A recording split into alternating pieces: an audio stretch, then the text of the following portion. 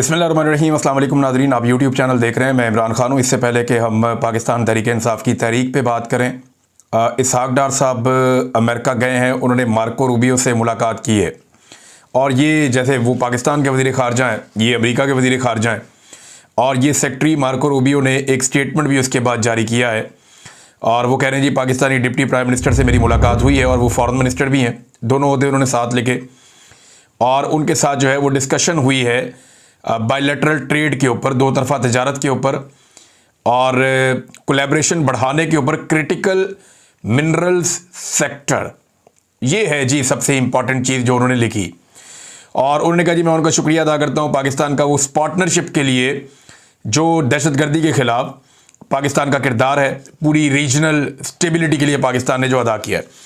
नाज़रीन, है तो ये एक छोटा सा स्टेटमेंट, लेकिन इसके अंदर जो सबसे इंपॉर्टेंट वर्ड है वो है क्रिटिकल मिनरल्स सेक्टर। देखिए, अमेरिका को पाकिस्तान की मादनियात में दिलचस्पी है, ये बात कोई ढकी छुपी नहीं है। अमेरिका को माजी में भी तेल के अंदर दिलचस्पी रही है, मादनियात के अंदर दिलचस्पी रही है।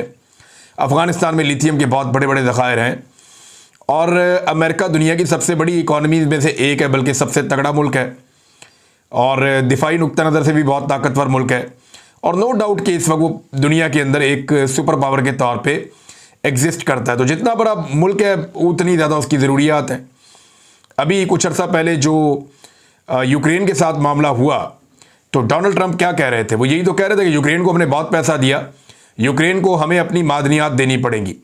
इसी तरह पाकिस्तान की मादनियात भी जो है वो अमेरिका अपना हक समझता है और ये मादनियात पाकिस्तान को उन्हें देनी पड़ेंगी और पाकिस्तान के पास जो मौजूदा पाकिस्तान का रजीम है, इनके पास ऑफर करने के लिए मादनियात से बेहतर चीज़ है भी कोई नहीं। यानी पाकिस्तान को अल्लाह ताला ने कुदरती वसाइल से माला माल किया है। पाकिस्तान में गैस निकलती है, कोयला निकलता है, फिर पाकिस्तान में रेयर अर्थ मिनरल्स हैं जो बहुत कीमती मादनियात हैं और इन्हीं के बारे में अमेरिका बात कर रहा है। पाकिस्तान में बड़े कीमती पत्थर निकलते हैं, बहुत कीमती चीज़ें ऐसी निकलती हैं। फ्यूचर का जो फ्यूल है, उसका जो अल्टरनेटिव है वो पाकिस्तान के अंदर अवेलेबल है। खैबर पख्तूनख्वा ख़ास तौर पे कबायली इलाके, उसके अलावा बलूचिस्तान, ये वो सारा एरिया जो बदमनी का शिकार है, यही वो सारा एरिया है जिसके अंदर मादनियात बेशुमार है। आप गौर कीजिए नाज़रीन कि पाकिस्तान में जहाँ जहाँ पे मादनियात निकलती हैं वहाँ पे बदमनी हो जाती है और जहाँ मादनियात नहीं निकलती वहाँ बदमनी नहीं होती। आपको ये बात अजीब नहीं लगती? ये बदमनी वहीं क्यों होती है जहाँ पे मादनियात निकलती हैं? मेरे पास, मैं इस्लामाबाद हाई कोर्ट में अपने हज पे जाने के लिए केस के सिलसिले में मौजूद था। एक वकील साहब आए और उन्होंने मुझे उस दिन बताया, बल्कि वो चीज़ें भी उन्होंने मुझे दिखाई। उन्होंने कहा जी हमारे दुश्मन पता कौन है, और उन्होंने मुझे निकाल के कुछ वो पत्थर वगैरह इस तरह की चीज़ें दिखाई। मैंने कहा जी ये आपके दुश्मन कैसे हैं? उन्होंने कहा ये वो मिनरल्स हैं जो हमारे इलाके से निकलते हैं, ये वो कीमती धातें हैं जो हमारे इलाके से और पत्थर हैं जो निकलते हैं। मैंने कहा फिर? उन्होंने कहा जी ये हमारे दुश्मन है, इनके ऊपर पाकिस्तान की रियासत कब्जा करना चाहती है और हमें इसके अंदर कोई फूटी कौड़ी नहीं देना चाहती। वो ये चाहते हैं कि हम अपने इलाके छोड़कर चले जाएं और ये वसाइल जूं के तू वहां पड़े रहें और ये ट्रकों में भर भर के इनको निकालें और पूरी दुनिया में इनको भेजें। आप देखें नाज़रीन, बलूचिस्तान से गुजरती हुई हर गाड़ी के ऊपर अटैक होता है जिसमें इंसान बैठे हुए होते हैं, लेकिन वो गाड़ियां लगातार गुजरती हैं जिनके अंदर सोना जा रहा है, जिनके अंदर धातें जा रही हैं, जिनके अंदर कॉपर जा रहा है, वो तो गुजर रही हैं गाड़ियां, उनके ऊपर हमला नहीं होता। कभी आपने सुना है कि ईरान से जो तेल स्मगल होकर आ रहा है पाकिस्तान में, उन गाड़ियों के ऊपर अटैक हुआ हो? बताएं उनके ऊपर अटैक क्यों नहीं होता? सवाल है ना सादा सा। एक सवाल जो है वो बैरिस्टर उमैर नियाज़ी साहब ने भी पूछा, उसके बाद तो चिरागों में रोशनी नहीं रही और एक ऐसे एंकर के सामने पूछा जिसके बहादुरी के बहुत बड़े बड़े दावे थे, लेकिन फिर मैंने उसकी हवा निकलती हुई देखी एंकर की कि बेचारे को समझ नहीं आ रहा था कि वो अपना मुंह कहाँ पे छुपाए और कहां से वो अपने आप की शर्मिंदगी जो है वो मिटाए। वो ये कहते हैं जनाब कि ये दहशतगर्दों को कैसे बॉर्डर पे रोक सकते हैं जब 22 व्हीलर ट्राला जो है वो डीजल लेके आ रहा है, बॉर्डर से ही आ रहा है ना, और कहां से आ रहा है? जब ट्राले निकलते जा रहे हैं बॉर्डर से, बड़ी बड़ी गाड़ियां निकल रही हैं, डीजलों के बड़े बड़े ड्रम लेके निकल रही हैं, तो दहशतगर्द तो छोटा सा होता है भाई। दो टांगों पर चलने वाला आदमी पहाड़ों को क्रॉस कर लेता है और गाड़ियां तो रोड्स के ऊपर से ही आ सकती हैं ना। कोई कच्चे पक्के रास्ते बने हुए जिनके ऊपर से गाड़ियां आती हैं। इन गाड़ियों को जो नहीं रोक सकते बॉर्डर के ऊपर, वो इंसानों को क्या रोकेंगे? जो मुख्तलिफ मुश्किल रास्तों से, जंगलों में से गुजर सकते हैं, पहाड़ों को क्रॉस कर सकते हैं, पथरीले इलाकों से गुजर सकते हैं, पैदल आदमी गुजर सकता है। तो ये एक सवाल बैरिस्टर उमैर नियाज़ी साहब ने उठाया, बड़ा जबरदस्त सवाल था, लेकिन इसका किसी के पास जवाब क्या होगा? कोई जवाब क्या देगा? तो पाकिस्तान में जहां जहां पे मादनियात हैं वहां पे बदअमनी उस इलाके में रहती है, लेकिन जब मादनियात वहां से निकलती हैं और वो ट्रेवल करती हुई जा रही होती हैं बैरूनी आकाओं के पास, तो रास्ते में कभी उन्हें कोई नहीं छेड़ता। आपको हैरत नहीं होती इस बात पे? मुझे तो बहुत हैरत होती है। तो अब जनाब मार्को रूबियो और इसहाक डार साहब की मुलाकात हुई और उसके बाद इसहाक डार साहब ने इससे भी बड़ी एक, अब मैं पंजाबी का लफ्ज इस्तेमाल करूंगा, पंजाबी में कहते हैं खच मार देना, ये वो उन्होंने काम किया, बड़ा अजीबोगरीब काम किया। मादरत के साथ मैंने ये लफ्ज इस्तेमाल किया, लेकिन मुझे कोई इससे मुनासिब लफ्ज नहीं मिल रहा था।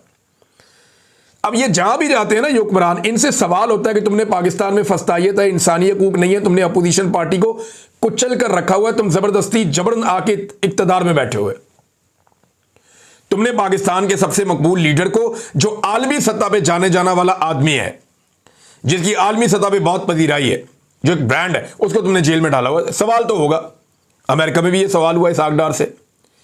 अब अमेरिकन मीडिया के ऊपर डार साहब बैठे हुए अंग्रेजी में इंटरव्यू दे रहे हैं और डार साहब ने इमरान खान की गिरफ्तारी को जस्टिफाई करने के चक्कर में आफिया सिद्दीकी की कार्रवाई जो है या उनकी गिरफ्तारी और उनके खिलाफ जो कुछ भी हो, उनकी जेल, उसको जस्टिफाई कर दिया। अब ये एक ऐसी औरत है जिसको 86 साल की सजा हुई है अमेरिका में, और पाकिस्तानी हुकूमत बार बार ये कहती रही है कि नहीं, ये ज्यादती इनको छोड़ दिया जाए।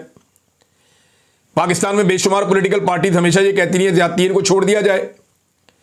अच्छा, उधर डार साहब वहां इंटरव्यू देते हुए आफिया सिद्दीकी की गिरफ्तारी को जस्टिफाई कर रहे हैं, कानूनी जवाब फराम कर रहे हैं और कह रहे हैं ठीक गिरफ्तार किया, दुरुस्त करार दे रहे हैं कि इसी तरह इमरान खान की गिरफ्तारी भी दुरुस्त है। यानी अमेरिकन को राजी करने के लिए जो एक कौमी मौक़िफ़ है उसको साइड पर डाल दिया। ये जनाब डार साहब है कि मेरे आका मुझसे राजी रहे। खैर है, इस मौक़िफ़ की खैर है। अब इसके ऊपर पाकिस्तान में भूचाल आ गया, सारा का सारा सोशल मीडिया इनको पड़ गया। सोशल मीडिया ने कहा जी पाकिस्तान में आपका मौक़िफ़ कुछ और होता है। इधर शहबाज शरीफ मुलाकात कर रहा है आफिया सिद्दीकी की बहन फौजिया सिद्दीकी से, ये अभी मुलाकात कर रहे हैं, तस्वीरें आ रही हैं और सोशल मीडिया तस्वीर से भरा पड़ा है। एक बड़ी ज़बरदस्त तहरीर लिखी है अवैस हमीद साहब ने। अवैस हमीद भट्ट साहब बड़े अच्छे सीनियर जर्नलिस्ट हैं, मैंने और उन्होंने इकट्ठे काम भी किया हुआ है। इन्होंने बड़ी ज़बरदस्त इस हवाले से एक चीज़ लिखी है, मैं आपके साथ शेयर करता हूँ। इमरान खान, आफिया सिद्दीकी और इसहाक डार का इकबाल जुर्म। मौसूफ अमेरिका में एक इंटरव्यू के दौरान फरमा रहे हैं कि जैसे आफिया सिद्दीकी को दुरुस्त सज़ा दी गई है वैसे ही इमरान खान को दुरुस्त सज़ा दी गई है। यानी इमरान खान की सज़ा को दुरुस्त करार देने के लिए इन्होंने अमेरिका का जो रजिस्टर्ड जुल्म है, जिसको अमेरिका के अंदर इंसानी हकूक़ की तंजीमें नहीं मानती, जिसको अमेरिका के अंदर वहाँ के वकला आवाज़ें उठाते हैं कि यार खुदा का वास्ता जुल्म बंद करो, उसको दुरुस्त करार दे दिया इन्होंने। अंदाज़ा करें आप। तो 11 सितंबर 2001 के हमलों के बाद अमरीकी फौजियों ने अफगानिस्तान और इराक में कत्लेआम किया। हज़ारों अफराद को गिरफ्तार करके इन्हीं ममालिक के कैद खानों में अज़ियतनाक, नाकाबिले बर्दाश्त तशद्दुद का निशाना बनाया। अफगानिस्तान से हज़ारों अफराद को पकड़कर बदनामे ज़माना ग्वांटानामो बे और दूसरी अमरीकी जेलों में मुंतकिल कर दिया। एक अबू गरीब जेल भी थी, बड़ी खौफनाक। इनमें एक आफिया सिद्दीकी थी जिन पर इल्ज़ाम था कि उन्होंने अफगानिस्तान की गजनी जेल में अमरीकी फौजियों से राइफल छीन कर उन पर हमला किया। हमले में किसी फौजी को कोई नुकसान नहीं पहुंचा। इसके बावजूद आफिया सिद्दीकी को 86 साल कैद की सजा सुनाई गई। कुछ लोग ये दावा करते हैं कि पाकिस्तान की एजेंसियों ने आफिया सिद्दीकी को पकड़ के अमेरिका के हवाले किया। अच्छा, आफिया सिद्दीकी से हटकर भी सैकड़ों हजारों बेगुनाह मुसलमान अमरीकी हुकूमत खानों में तशद्दुद का निशाना बने। सिर्फ ग्वांटानामो बे से 780 कैदियों को कई साल नाकर्दा गुनाहों की सजा देकर इसलिए दूसरे ममालिक मुंतकिल कर दिया गया कि उनके खिलाफ कोई सबूत ही मौजूद नहीं था। यानी ना इन पर मुकदमा चला, ना फर्द जुर्म आयद हुई, फिर भी इन्हें अजियतनाक वक्त से गुजरना पड़ा। यानी अमेरिका किसी को गिरफ्तार कर ले तो इसका हरगिज़ यह मतलब नहीं कि वो गुनाहगार भी है। तो ये तो ताकत के जोम में हो रहा है जो भी हो रहा है। अब जो नुक्ता उठाया अवैस हमीद भट्ट साहब ने, या बाकी जो लोग सब ये बात कर रहे हैं, वो ये कह रहे हैं कि इमरान खान की भोंडी गिरफ्तारी को जवाब फराम करने के लिए आफिया सिद्दीकी की भोंडी गिरफ्तारी और उनकी एक खौफनाक किस्म की सज़ा कि उन्होंने एक भी अमरीकी फौजी को कत्ल नहीं किया, बंदूक छीनने का इल्ज़ाम है, और एक खातून के ऊपर बेचारी कमज़ोर औरत है, और उसके साथ जो कुछ अमेरिका की जेल में हो रहा है वो भी कहानियां ज़बान आम है। उनके वकील जो है वो राब्ते भी करते हैं, मेरे साथ भी राब्ता किया उन्होंने। हुकूमत पाकिस्तान उस पर कर कुछ नहीं रही, ऊपर से जाके उसको जस्टिफाई कर दिया। ये जनाब इसहाक डार साहब का कारनामा है। और वहां पे तासुर ये दे रहे हैं इंटरव्यू के अंदर कि निगरान हुकूमत ने किया जो भी इमरान खान के खिलाफ केस बने और सारा कुछ किया है। जनाब आपकी हुकूमत थी 9 मई 2023 को, आपने जब इमरान खान को गिरफ्तार किया था, जिसके रद्द-ए-अमल में एहतजाज हुआ और ये सारा कुछ हो गया। उसके बाद दोबारा 5 अगस्त को आपने इमरान खान को गिरफ्तार किया, फिर आपकी हुकूमत थी पाकिस्तान में। आप ही की हुकूमत में पाकिस्तान में 9 मई का वाकया हुआ, आप ही की हुकूमत में पाकिस्तान में 26 नवंबर का कत्लेआम भी हुआ। तो डार साहब आप इन चीजों से बच नहीं सकते, छुप नहीं सकते। आप दुनिया में जहां जाएंगे आपसे सवालात किए जाएंगे, आज नहीं तो कल आप इन चीजों में बहुत बुरी तरह फंसेंगे। नादरीन, एक तरफ तो यह है कि आलमी सतह पर यह खबरें चलती रहती हैं, ये चीजें होती रहती हैं, लेकिन डार साहब ने एक बड़ा अजीबोगरीब काम कर दिया और बड़ा अफसोसनाक काम किया है। दूसरी जानिब जनाब पाकिस्तान तहरीक इंसाफ ने अपनी एक्टिविटीज को तेज कर दिया है और पूरी दुनिया के अंदर, सिर्फ पाकिस्तान में नहीं, ये मेरे सामने डाटा मौजूद है, पूरी दुनिया में लगभग 30 बड़े शहरों में दुनिया के, जिसमें यूरोप, अमेरिका, कनाडा, ऑस्ट्रेलिया और दीगर कई ममालिक शामिल हैं, यूके भी है। तो 27 जुलाई से लेकर 13 अगस्त तक, अब ये लगभग बनते हैं कोई 16 दिन बनते हैं, 16-17 दिन बनते हैं, 18 दिन, इतने दिन बनते हैं। 27 जुलाई से 13 अगस्त तक दुनिया के 30 बड़े शहरों में पाकिस्तान तहरीक इंसाफ ने एहतजाजी मुजाहरों का शेड्यूल जारी कर दिया। पाकिस्तान में है कोई दूसरी ऐसी पॉलिटिकल पार्टी? ये पाकिस्तान की सबसे ताकतवर जो एक पॉलिटिकल फोर्स है, पाकिस्तान की मिलिट्री एस्टेब्लिशमेंट है ना, मिलिट्री एस्टेब्लिशमेंट एक पॉलिटिकल फोर्स है पाकिस्तान की। अगर वो चाहे तो क्या वो दुनिया के 30 बड़े शहरों में इस तरह शेड्यूल करके एहतजाज की कॉल दे सकती है? सवाल ही पैदा नहीं होता। 10-10, 20-20 बंदे इकट्ठे करने के लिए अजाब हो जाएंगे। सफारत खाने के बंदों को खड़ा करना पड़ता है, पैसे खर्च करने पड़ते हैं, फिर भी लोग निकल कर नहीं आते। इतने पतले हालात हैं पाकिस्तान की एस्टेब्लिशमेंट के। और दीगर किसी पॉलिटिकल पार्टी के पास इतने बंदे ही नहीं हैं। उनकी तो दुर्गत बनी हुई है। वो जहां पे एहतजाज किया किसी चीज की कॉल देंगे, उनके मुखालिफ में आके आवाम बहुत बड़ी तादाद में खड़ी हो जाएगी। लिहाजा इनके पल्ले ही कख नहीं है, पल्ले नहीं तो हिला तो कर दी मेला मेला। ये तो 30 शहरों में इमरान खान साहब जेल में है और उनके सोशल मीडिया ने सिर्फ अनाउंस किया है, और 30 शहरों के अंदर पाकिस्तान तहरीक इंसाफ आलमी सतह के ऊपर 27 जुलाई से लेकर 13 अगस्त तक एहतजाजी मुजाहरे करने जा रही है और शेड्यूल जारी कर दिया है। नवाज शरीफ साहब 5 शहरों में करवा के दिखा दें पूरी दुनिया में। 5 शहर तो छोड़ें, मियां साहब जिस मुल्क में रहते हैं ना, बरतानिया में, उस मुल्क के अंदर एक एहतजाजी मुजाहरा करके दिखा दें। कोई एक छोटा मोटा काम करके दिखा दें। 5-6 दफा इन्होंने कोशिश की है। ये चंद बंदे अपने घर के बाहर इकट्ठे कर सकते हैं बस। कभी भी 100 बंदों से ऊपर ये जा नहीं सके आज तक। 100 भी मैंने बहुत बड़ी तादाद कह दी है। तो इनके पल्ले कख नहीं है। पाकिस्तान तहरीक इंसाफ ने जो अपनी तहरीक चलानी है, जिसको वो कहते हैं कि 5 अगस्त तक हम इसको पीक पर लेकर जाएंगे, तो प्रोग्राम तो इनका 5 अगस्त के बाद का भी है। और अब असल में कहानी बाहर आना शुरू हुई है कि ये जो 5 अगस्त तक पीक पे जानी है, तो उसके बाद फिर एक नया मोमेंटम शुरू करना है पाकिस्तान तहरीक इंसाफ ने। और इमरान खान साहब अब एस्टेब्लिशमेंट के साथ टेस्ट मैच खेलेंगे। इससे पहले कभी T20 चल रहा था, कभी वनडे चल रहा था। अब ऐसा लगता है कि इमरान खान साहब ने जो पिछला ट्वीट किया है ना, जिसमें आसिम मुनीर साहब को उन्होंने लगातार टारगेट किया है और पाकिस्तान के फील्ड मार्शल आसिम मुनीर साहब के बारे में वो बातें खुलकर कही हैं जो कोई कह ही नहीं सकता। कोई लीडर कभी ये जुर्रत नहीं कर सकता था जैसे इमरान खान ने खुलकर बात की है।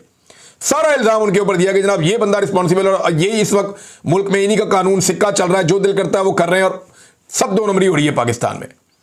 तो इमरान खान साहब जितना खुलकर फील्ड मार्शल आसिम मुनीर के खिलाफ बोले हैं, यहां से एक बात समझ आ रही है कि इमरान खान को जल्दी कोई नहीं है। अब वो एक लंबा टेस्ट मैच पाकिस्तान की एस्टेब्लिशमेंट के साथ खेलने जा रहे हैं। अल्लाह ताला ने इमरान खान को लंबी जिंदगी दी, अल्लाह ताला सबको अपने हिफ्ज़-ओ-अमान में रखे।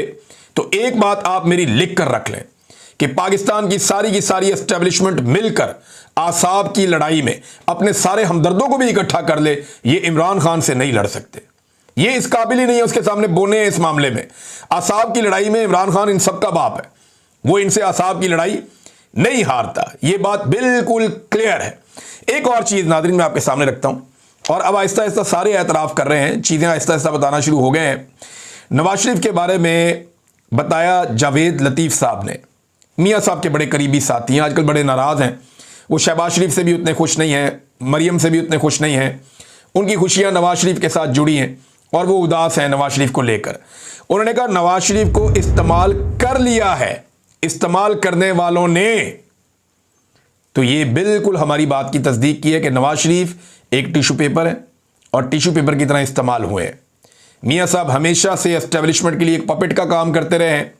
हमेशा से एस्टेब्लिशमेंट और डिक्टेटरों के पीछे हाथ बांधकर मियां साहब खड़े होते रहे हैं। मुशर्रफ के सामने मियां साहब ने खड़े होने की जरूरत की, लेकिन फौरी तौर पे मुल्क छोड़ के भाग गए और मुशर्रफ का सामना नहीं किया। आज जैसे इमरान खान फील्ड मार्शल आसिम मुनीर का सामना कर रहे हैं और पाकिस्तान में मौजूद हैं, क्या नवाज शरीफ रह सकते थे पाकिस्तान में मौजूद? नवाज शरीफ कभी पाकिस्तान में नहीं रुके, हमेशा इन्होंने ब्रेकें लगाई पाकिस्तान से बाहर जाकर, जब भी कभी मुश्किल वक्त आया। तो नवाज शरीफ को इस्तेमाल कर लिया गया है, इस्तेमाल करने वालों ने कर लिया। जावेद लतीफ़ साहब ये एतराफ़ कर रहे हैं, जावेद लतीफ़ साहब इस बात की तस्दीक कर रहे हैं कि मियां नवाज शरीफ एक टिश्यू पेपर है जिसको इस्तेमाल किया गया। मियां नवाज शरीफ साहब की हैसियत क्या रह गई है सियासी, इसके बारे में कैप्टन सफदर ने एक बहुत बड़ा इंकशाफ किया है। कैप्टन सफदर साहब फरमाते हैं कि शहजादा गुस्तासब, ये जिन्होंने हराया मियां नवाज शरीफ को, शिकस्त दी मानसेरा में, इन्होंने मियां साहब को मानसेरा में शिकस्त दी और यास्मीन राशिद ने मियां साहब को लाहौर में शिकस्त दी। मियां साहब का मुंह बन गया था और मियां साहब बहुत उदास हो गए थे, बहुत परेशान हो गए थे।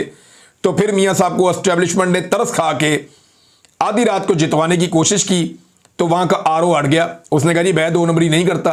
फिर आधी रात को आरओ तब्दील करके मियां साहब की मर्जी का दूसरा आरओ दिया गया। उस आरओ ने आधी रात के बाद अगले दिन तक मियां साहब को, यास्मीन राशिद साहबा से ये 67,000 से हार रहे थे, मियां साहब को इलेक्शन जितवा दिया। और आज भी इस हल्के को आप किसी भी तरीके से खोल लें, इधर से खोलें, इधर से खोलें, इधर से खोलें, कुछ भी करें, मियां साहब की ऐसी दुर्गत बनी हुई है, जब ये हल्का खोलेगा यास्मीन राशिद साहबा को सीट वापस मिल जाएगी। तो कैप्टन सफदर कहते हैं कि शहजादा गुस्तासब को राम करने की कोशिशें की गई, उनसे 2-3 मुलाकातें भी हुई कि वो नवाज शरीफ के मुकाबले में इलेक्शन से दस्तबरदार हो जाएं, लेकिन बात बनी नहीं। अंदाज़ा करें, इमरान खान साहब ने कहा था ना ये अंपायर को साथ मिलाकर खेलता है, आज कैप्टन सफदर ने उसकी गवाही दी है। नवाज शरीफ के अपने घर से गवाही आई है कि नवाज शरीफ अंपायर को साथ मिलाकर हमेशा खेलता है और खाली मैदान में हमेशा खेलता है। हल्की हल्की गेंदें इसको कराई जाती हैं ताकि ये आउट ना हो। और इसी तरह शहजादा गुस्तासब 3 दफा का वजीर आजम है, मिन्नतें कर रहा है एक एमएनए की कि यार तुम हमारे मुकाबले में बैठ जाओ, अगर तुम खड़े होगे तो हम इलेक्शन हार जाएंगे, लोग तुम्हें वोट डाल देंगे। ये औकात रह गई 3 दफा के वजीर आजम की उस जगह पे जहां से वो अक्सरियत से जीतता था। लोग गैरत के नाम पे भी वोट डाल देते होते हैं, लोग जुल्म और जबर के खिलाफ भी वोट डाल देते होते हैं। ये कोई एहसान ना जिताए पाकिस्तानियों पे कि मैंने मोटरवे बनाई, ये बनाया, वो बनाया, अपनी जेब से बनाया। पूरी दुनिया में बनी हुई है, पूरी दुनिया में मोटरवे बनी हुई हैं, पूरी दुनिया में एयरपोर्ट्स बने हुए हैं, पूरी दुनिया में बड़े बड़े प्रोजेक्ट्स बने हुए हैं। वहां पे तो कोई तख्तियां नहीं लगी हुई उनके लीडरों की, या वो तो नहीं है एहसान जितलाते कि हमने ये बनाया, हमने ये बनाया, हमने। और भाई अपने पैसों से बनाया तुमने, पाकिस्तानियों का पैसा है, अवाम का पैसा है, इसके अंदर से तुम्हें तनख्वाह मिलती है काम करने की। और तुमने अगर अवाम के ऊपर वो पैसा खर्च किया जिसमें से कमीशन भी बहुत बड़ा खाया इन लोगों ने, हमेशा पाकिस्तान जैसे मुल्कों में कमीशन खाया जाता है, तो कोई एहसान नहीं किया अवाम के ऊपर, अपना पेट भरा इन लोगों ने बड़े बड़े मंसूबे बना के। तो नादरीन ये औकात रह गई वज़ीर आज़म की, और उनके घर से एक बंदा पोल खोल रहा है। और दूसरी जानिब नादरीन आप अजीबोगरीब चक्कर देखें, कामरान खान साहब हैं, सीनियर जर्नलिस्ट हैं पुराने। कामरान खान साहब ना पिछले 2 सालों से झंडे गाड़ रहे हैं मईशत के मैदान में और लगातार तारीफें करते चले जा रहे हैं किसकी, आसिम मुनीर साहब की। लेकिन इसमें मुझे कोई एतराज़ नहीं है। देखिए, एक सहाफ़ी को एक फील्ड मार्शल पसंद है, वो तारीफें कर सकता है, वो ये ज़रूर कहे कि जनाब मईशत को ठीक कर देगा, इसको ठीक कर देगा। काम तो नहीं है ना, आर्मी चीफ का काम थोड़ी है मईशत को ठीक करना, आर्मी चीफ का काम थोड़ी है खारजा पॉलिसी को ठीक करना, आर्मी चीफ का काम थोड़ी है गैर मुल्की दौरे करके सियासतदानों से मुलाकातें करना, आर्मी चीफ का काम थोड़ी है कि दूसरे मुल्कों में जाकर खारजा पॉलिसी को देखना, दाखिला पॉलिसी, ये आर्मी चीफ का नहीं होता काम। लेकिन अगर वो कोई सहाफ़ी है इस लेवल पे आ गया कि उसने तारीफें करनी है कि जनाब ये बंदा मईशत ठीक कर रहा है, तो ठीक है यार, आप कर लें तारीफ। लेकिन सेम टाइम में कामरान खान साहब एक और ड्यूटी भी करते हैं या इनसे करवाई जाती है। ये जब भी कभी आर्मी चीफ की तारीफ करते हैं, ये हुकूमत की बुराइयां करते हैं। यानी खुशनुदी हासिल करने के लिए, या इसको कह लें आपके, मैं क्या कहूं, अब सीनियर सहाफ़ी हैं, उन्हें अगर इतना शौक है आर्मी चीफ की तारीफें करने का तो वो करें तारीफें, कोई मना नहीं कर रहा कि जी आर्मी चीफ ने मईशत में झंडे गाड़ दिए, इसमें ये कर दिया, उसमें ये कर दिया। कल को जब नहीं होगा तो लोग पूछ लेंगे आर्मी चीफ से भी और आपसे भी। लेकिन बात यह कि सियासतदानों को बुरा ना कहें। सियासतदानों को यह चीज सोचनी पड़ेगी कि कामरान खान जैसे लोग आर्मी चीफ की गेम उठा देते हैं और सियासतदानों के ऊपर मलबा डाल देते हैं। हालांकि यह मुल्क बनाया भी सियासतदान ने था, चलाया भी सियासतदान ने है। यह जहां तक आज तक पहुंचा है सियासतदानों की वजह से पहुंचा है। मिलिट्री एस्टेब्लिशमेंट ने तो हमेशा इसके अंदर से अपना मुफाद निकाला है। किसी को एक्सटेंशन चाहिए, किसी ने अपनी नौकरी लंबी करनी है, किसी को जनाब अपने लिए कुछ और चाहिए, किसी को बाहर जजीरे चाहिए। मुल्क में टिकता कोई नहीं है, नौकरी खत्म करने के बाद सब बाहर भाग जाते हैं। ये तो जनाब सारा का सारा खेल है जो पाकिस्तान में खेला जा रहा है। बहरहाल कामरान खान साहब को चाहिए कि अगर मईशत में आर्मी चीफ साहब झंडे गाड़ रहे हैं तो उन्हीं को गाड़ने दें, लेकिन सियासतदानों को गाली ना दें, सियासतदानों को बुरा ना कहें। ये सुनने में भी बुरा लगता है और मायूब बात है। नाज़रीन, खबरें और भी हैं, मैं आपके साथ शेयर करूंगा नेक्स्ट वीलॉग में। बल्कि यहाँ पे मेरे पास मईशत के हवाले से कुछ चीज़ें हैं। गज़ा के हवाले से इंतहाई अफसोसनाक सूरत हाल है, बड़ी तकलीफ दे सूरत हाल है। हम सबको इस बारे में आवाज़ उठानी चाहिए। इंसानियत के नाते इस कत्ल व गारतगिरी को बंद करवाना चाहिए। अब तक के लिए इतना ही। अपना ख्याल रखिएगा, अपने इस चैनल का भी। अल्लाह हाफ़िज़।